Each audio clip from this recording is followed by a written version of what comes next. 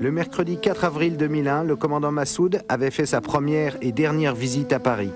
Nous avions été les seuls à le recevoir. Je vous propose de revoir cette interview. Mon commandant, bonjour. Quelques mots en français. Je sais que vous avez fait vos études au lycée français à Kaboul. Montrez-moi comment vous parlez le français. Il y a beaucoup de zones que je n'ai pas parlé français.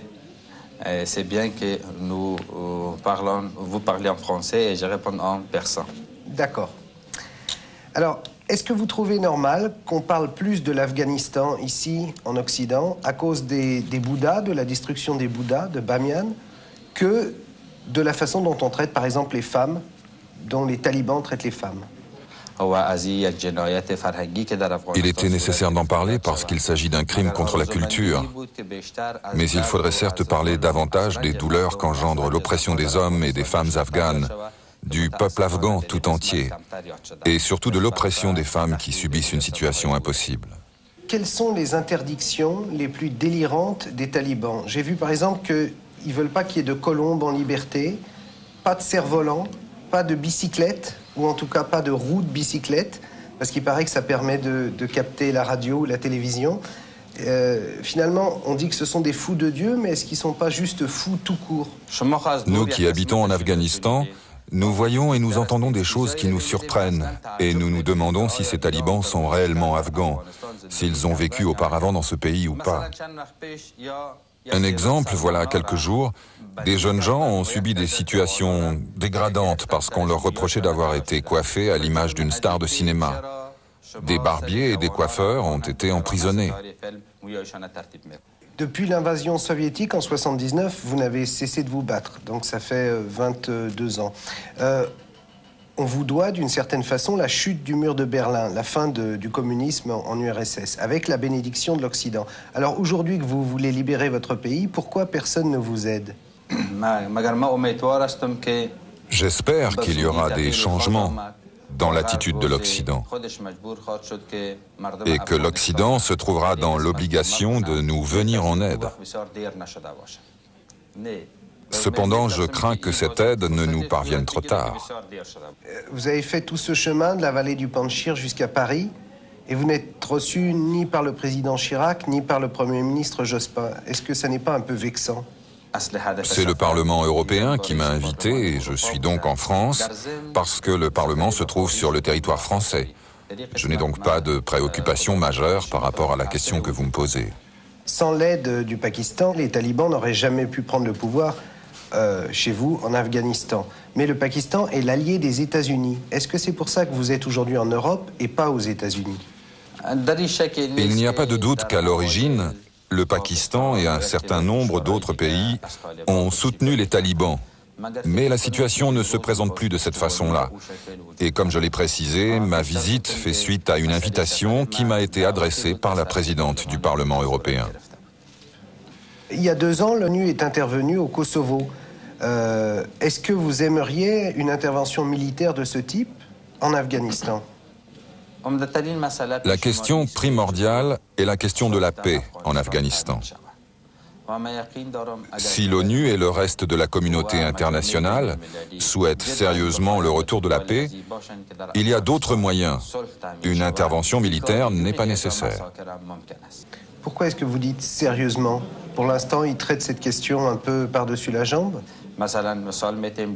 Si la communauté internationale, et notamment les grandes puissances, exerçaient des pressions comme l'ont fait les États-Unis lors du conflit qui opposait l'Inde et le Pakistan au sujet de Kargil,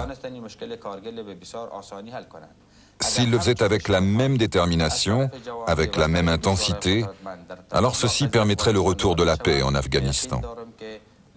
En fait, le secret de ce retour à la paix, c'est la fin de l'ingérence du Pakistan sur l'Afghanistan. L'ONU soupçonne l'Afghanistan d'être le principal producteur d'opium au monde.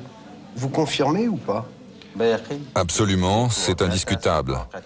Non seulement il n'y a pas eu d'obstacle à la culture de l'opium, mais elle a été également encouragée, diffusée et répandue. Ceci représente une source importante de financement pour les services secrets pakistanais et pour les talibans. Vous avez eu un temps le pouvoir en Afghanistan, vous êtes entré en libérateur dans Kaboul en 92. Pourquoi ça n'a pas marché? Qu'est-ce qui s'est passé? Est-ce que c'est encore à cause du Pakistan? Oui. Dès le début, le Pakistan souhaitait l'installation à Kaboul d'un régime à sa solde, d'un régime qui le soutienne. Si le Pakistan n'était pas intervenu dans cette situation, la guerre à Kaboul n'aurait pas duré. Est-ce que Ben Laden est soutenu par les talibans? Et est-ce que le fait qu'il soit soutenu par les talibans n'est pas bon pour vous, puisque ça énerve les Américains?